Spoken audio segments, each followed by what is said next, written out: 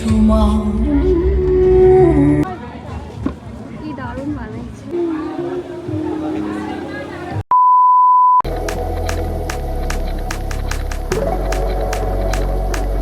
High, good morning সবাইকে। শুভ শারদীয়ার অনেক শুভেচ্ছা।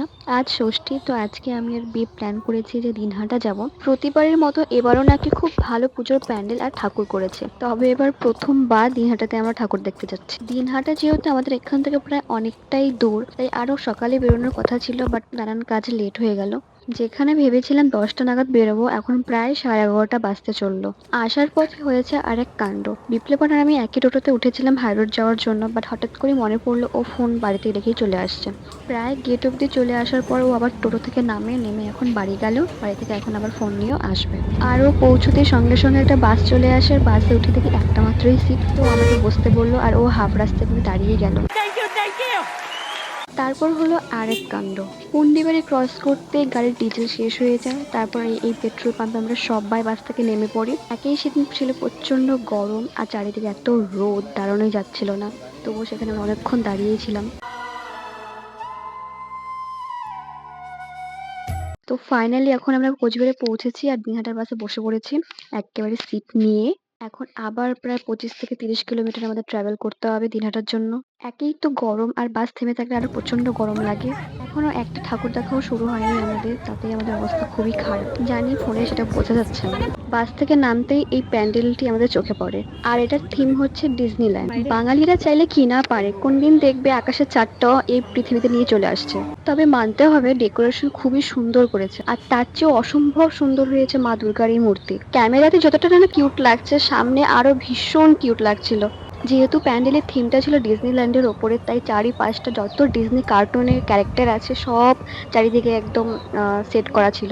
যতই বড় হয়ে যাই না কেন, ছোটবেলা থেকে এই ডিজনির কার্টুনগুলো দেখে দেখে আমরা বড় হয়েছি। প্রত্যেকটা ক্যারেক্টার আমাদের খুবই চেনা।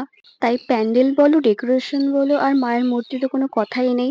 আর প্রত্যেকটা কার্টুন ক্যারেক্টার দেখে ভীষণ খুশি লাগছিল। তারপর আমরা দুজনে মিলে বেশ কিছু ভিডিও করলাম, ছবি তুললাম। আর সেদিনও প্রায় পুরো দিনটাই আমার এই ব্যাগ ক্যারি করে ঘুরেছে।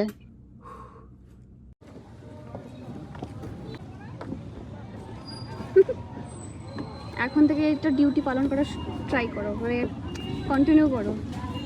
এত রোদ আর গরমে ঘুরে ঘুরে এত তেষ্টা পেয়ে গেছিল, তখন ইচ্ছে করছিল না যে জল খাই, তখন ইচ্ছে করছিল যে একটু আখের রস খেলে খুব ভালো লাগতো। তো যখন আমরা আখের দোকান খুঁজছিলাম, একটাও চোখে পড়ছিল না।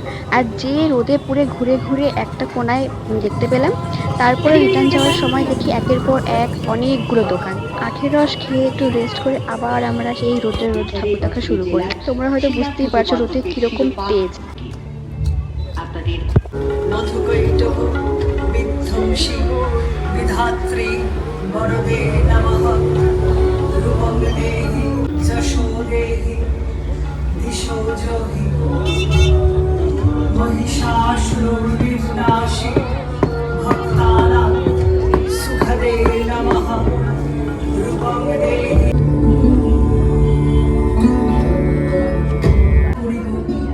ডাকিব মা প্রসূতি ধাত্রী ধরিত্রী ধন ধান্য দায়িতে চক্রপুরাণধারিণী শত্রুবধে দশ ভুজে দশ প্রহরণধারিণী অনন্ত শ্রুমা।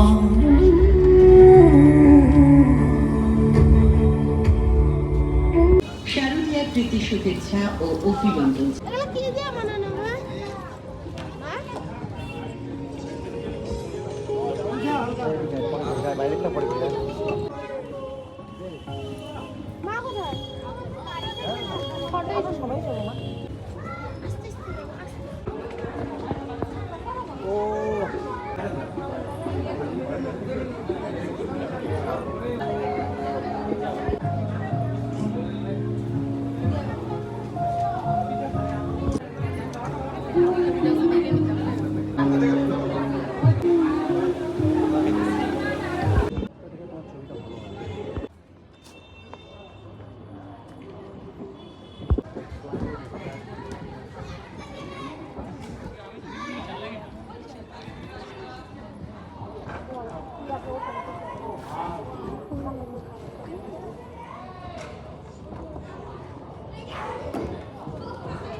তো।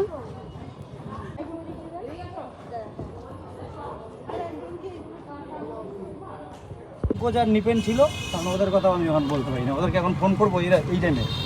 ওইটাই, হারাই যাবো না, 4টা বাজে এখানটায় ছিলাম।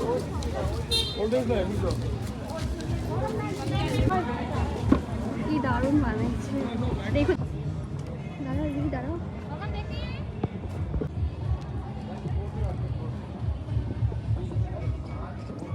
এই প্যান্ডেলের থিম ছিল বৃন্দাবনের প্রেম মন্দির। যাওয়ার পর ভেতরে ঢোকার পরে বিশেষ করে মনে হচ্ছিল যে যেন সত্যি সত্যি বৃন্দাবনের প্রেম মন্দিরে আমি চলে আসছি। তোমরা একবার নিজের চোখেই দেখে নাও, আর কারা কারা এই মন্দিরে ঠাকুর দেখতে এসেছিলে কমেন্টে জানিও।